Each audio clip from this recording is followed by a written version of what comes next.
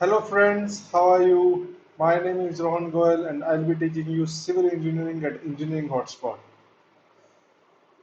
So this is my first lecture and in today's lecture I'll be talking about a bit about a GATE 2020 set 1 marks question.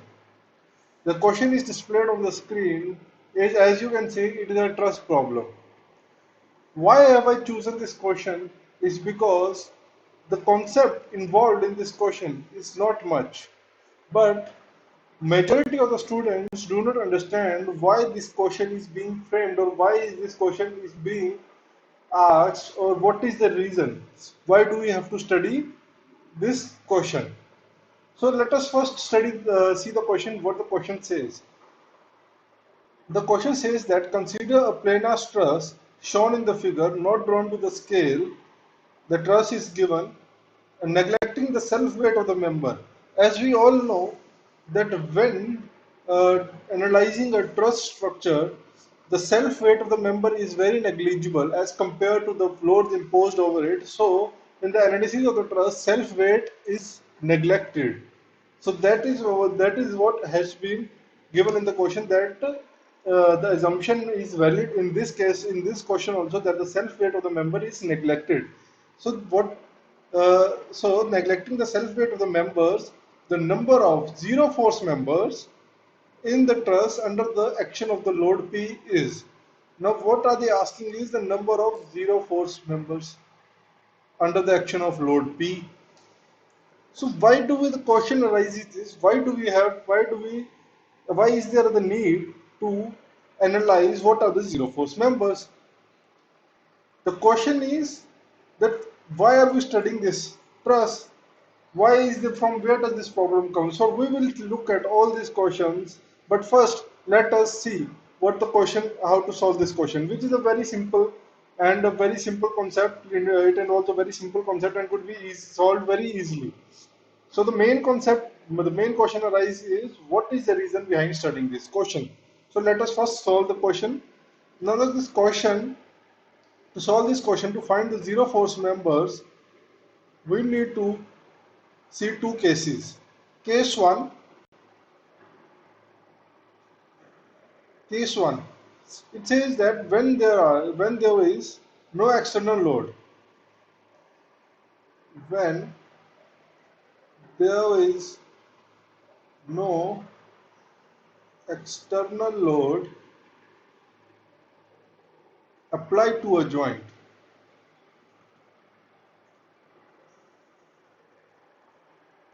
and the joint consists of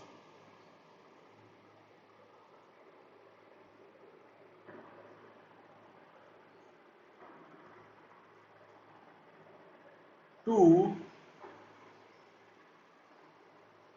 non-collinear members, then both the members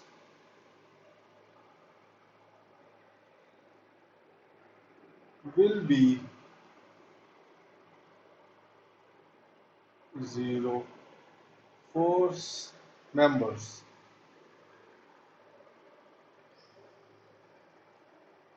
तो ये case 1 क्या कहता है कि जब कोई joint पे कोई भी एक्सटर्नल लोड नहीं अप्लाई किया गया और उस जॉइंट पे दो नॉन कोलिनियर मेंबर्स हैं, तो उस केस में now the point to be these non-collinear members. So you have to put stress to this non-collinear members. It has to be non-collinear members. So both the members will be zero force members. Now looking at the proof to this case, let us suppose, let us first name all these joints in the figure. This is joint A, this is joint A, this is joint B, C, D, E, F, and G. So this case, the D joint implies to this case. As we can see at the D joint, there is no external load on the joint, and it consists of two non-collinear members. Non-collinear member means that both the members are doesn't lie on the same line. So if the member does not lie on the same line, that means these two the members are non-collinear. So for example, suppose this is one member and this is one member. So this member and this member both these members are collinear members. But in the D joint, the members CD and GD, this is D joint and this is C and this is G. So these two members are non-collinear members. So let us suppose there is an internal force in FCD in CD member. Let us suppose let it be a compressive force. Sorry. And there is a tensile force in the GD member FGD. In the truss structure, we show the compressive force and tension force in this manner. It will be studied in detail when we'll study structure analysis on a channel. So, if we, for a structure to be stable, each and every joint should satisfy equilibrium. Now, for satisfying equilibrium, for equilibrium,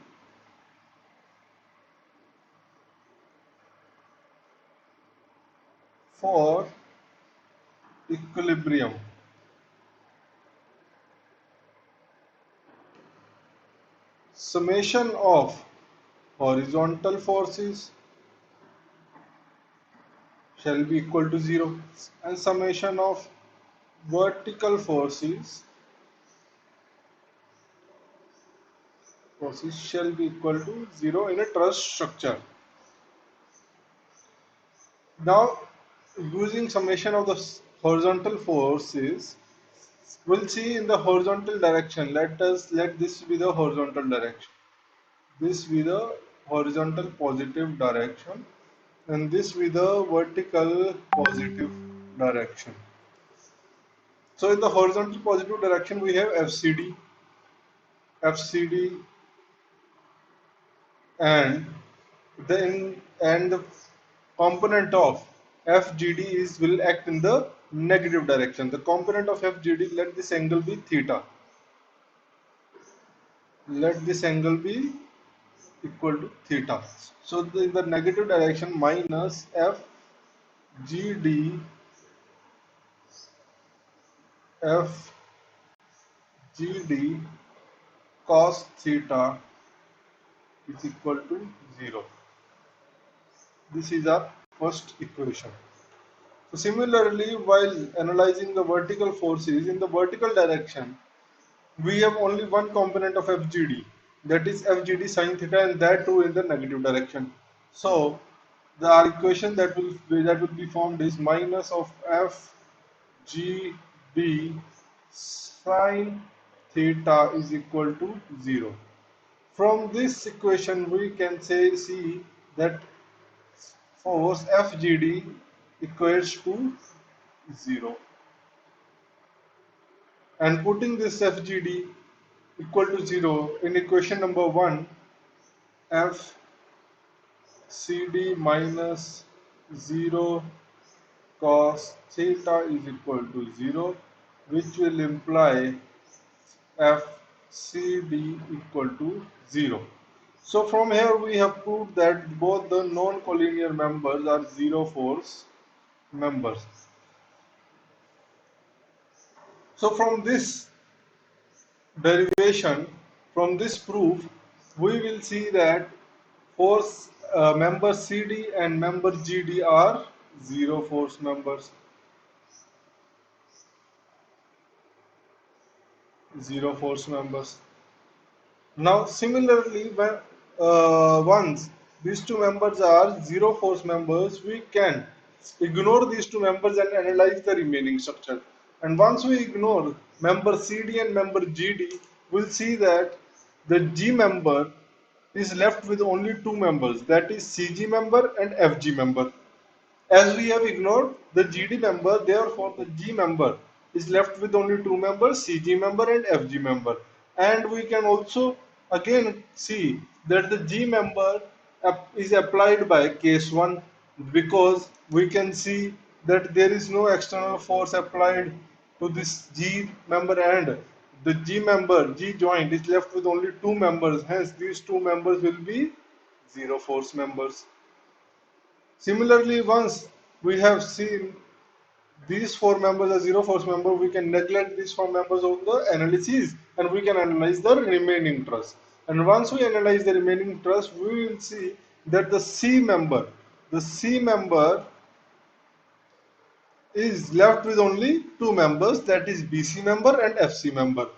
And there is no external force applied on the C joint, therefore BC member and FC member will be zero force member through case 1.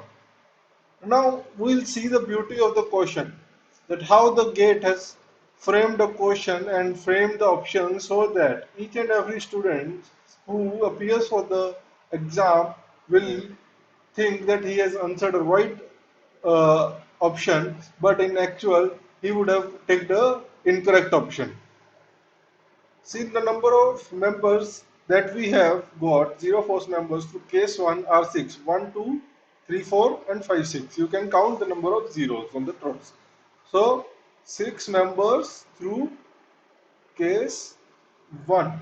If a student is aware of only this case, so he would have happily taken option A and come back home thinking that he had gotten right answer, but in reality he would have got a deduction of 0.33 marks. So now coming to the case 2.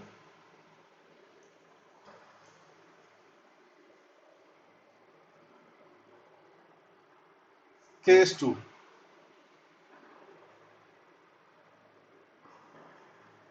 Now the case 2 says that if a joint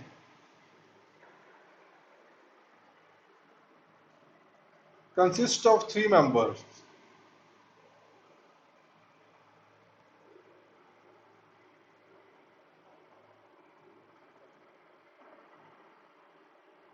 three members and two of them are collinear. This is, this point shall be noted, two of them are collinear. Then the third member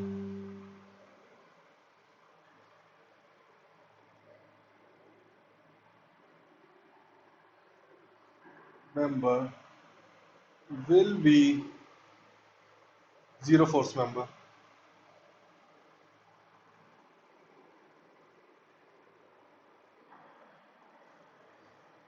अगर एक joint पे तीन members हैं and and there is no external load applied to the joint,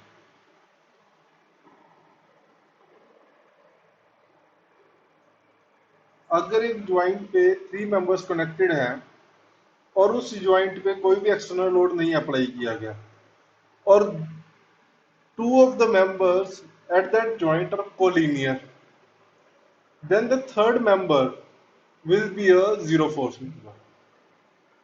Now this case is true when there is external load applied to the joint and there are only two members also. But in that case, the force shall be collinear with one of the members.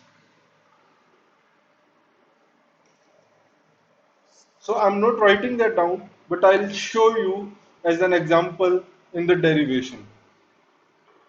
So this analysis is not tough.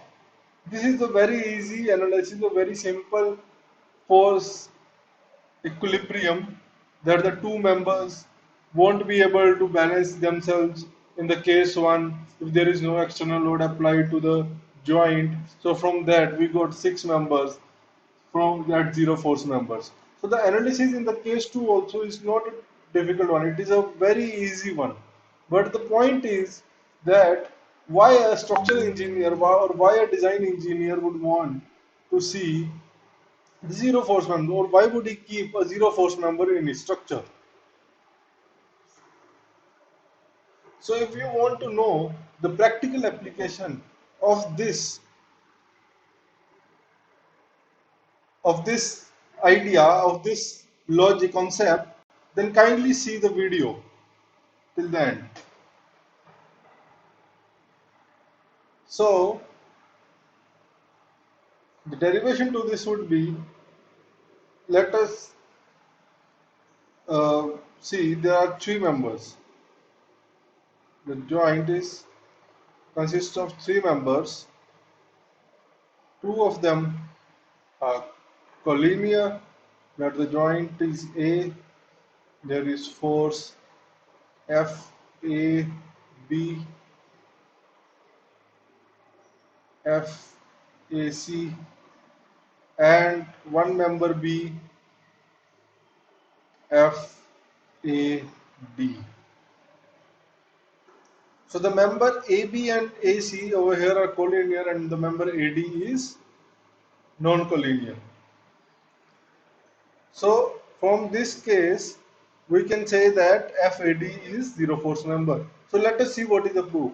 Now for a stress to be stable, each and every joint should satisfy equilibrium. Now for the joint A to satisfy equilibrium, the summation of horizontal forces for equilibrium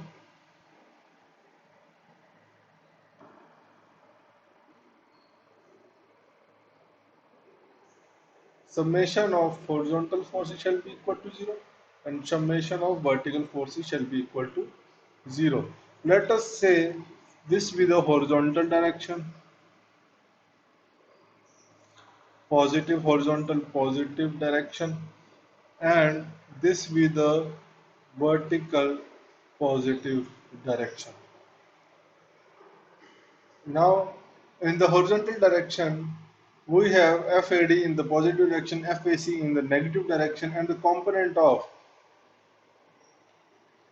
FAD in the negative direction. Theta, the component of FAD would be F FAD cos theta and FAD sin theta. So doing the force equilibrium, it will come out to be plus FAD minus FAC minus F, I'm sorry, it's FAB, AB, FAD cos theta is equal to 0. This is our first equation. And the summation of vertical forces will give us F minus FAD sin theta is equal to 0. And from here, it implies that FAD is equal to 0. So therefore, the member AD would be a zero force member. Now the point to be noted over here is,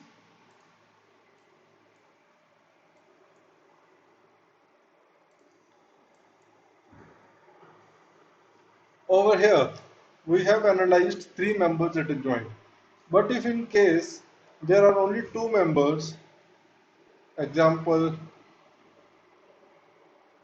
let us say joint B, it has one member A and another member C, which are non-collinear. But there is a force, external force, which is collinear to any one of the member. Let us say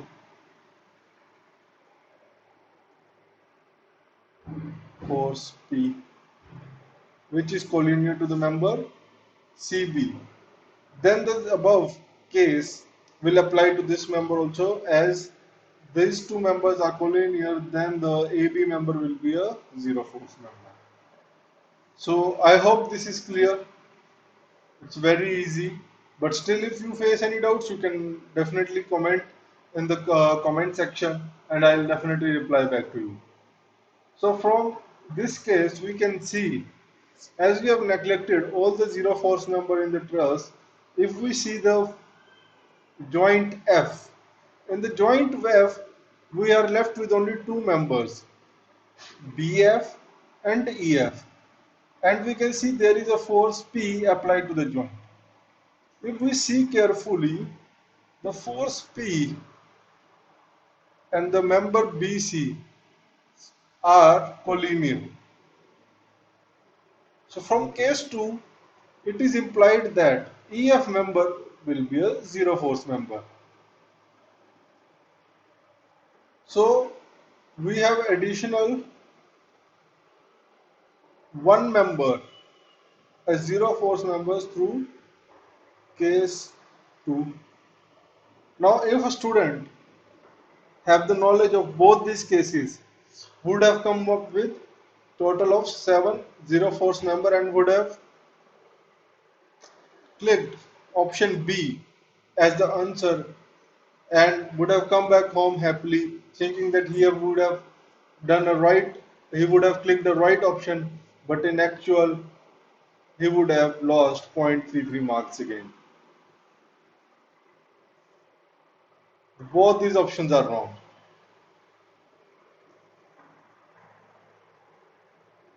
So there is one additional member which is a zero force member. If the student would have noticed that both the joints at A and E, both the joints at A and E are pinned members. Because both these joints A and B are pinned members, there is no translation of the joint in the vertical direction. There is no yielding of the joints in the vertical direction. Let us suppose these two say, let us say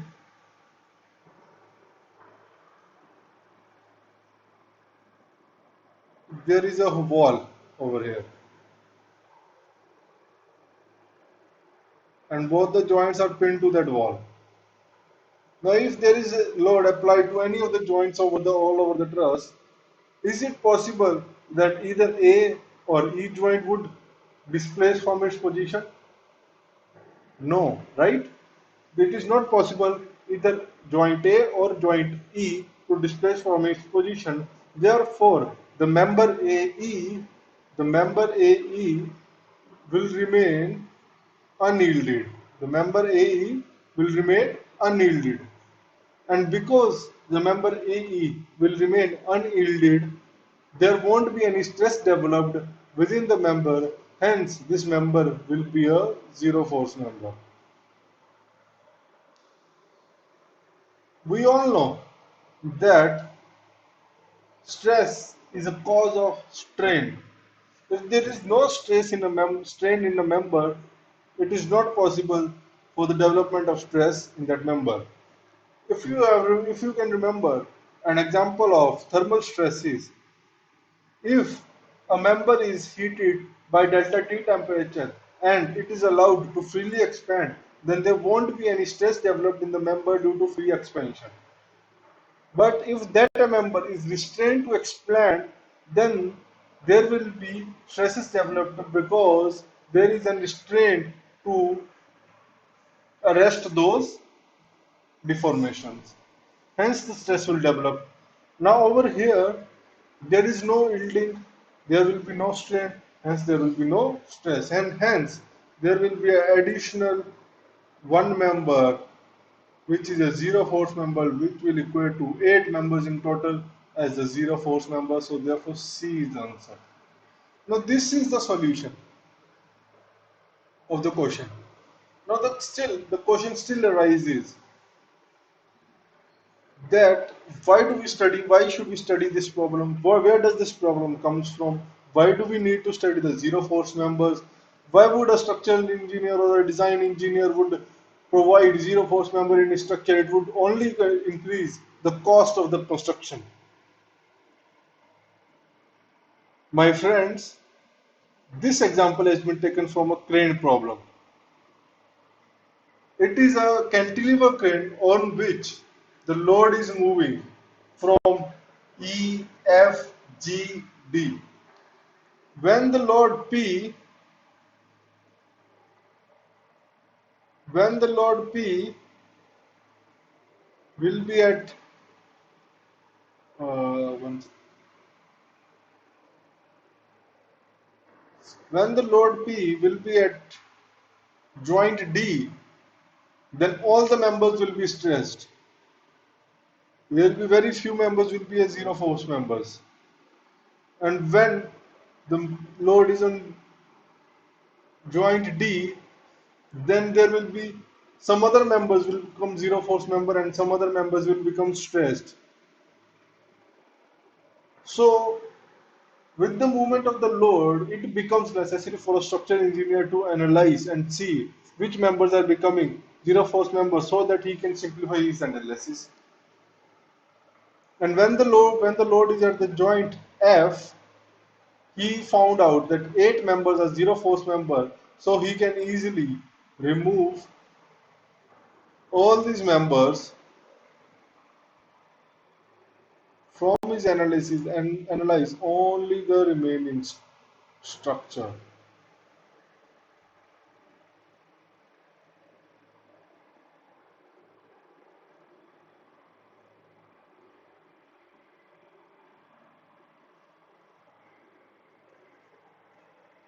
which is shown in the screen. So this is the reason why we need to study zero force members. The similar cases we also face when we are designing highway bridges or railway bridges in which there are moving loads. Suppose this is the span of the bridge. If you see in the video, if this is the span of the bridge and a vehicle is moving from one point to the another and it is a trussed bridge, when the vehicle is on one end of the bridge, it is possible that few members get zero force members, become zero force members, and as the vehicle moves, the variation of load, variation of stresses will take place in the truss member, and other members will become zero force member, and some members will become zero force member, and some members will again become stressed members. So at every point it becomes necessary for a structural engineer to analyze the behavior of the truss and try to simplify his analysis as much as possible. So this is a very interesting concept to find the zero force members, and I hope that I am able to deliver the application of this zero force member, and I am able to deliver, I am able to connect you guys to what its practical implication is. So I hope you like my video. I hope that you will look forward to more of these interesting things which will connect you to the real world. Thank you. Goodbye. See you in the next lecture.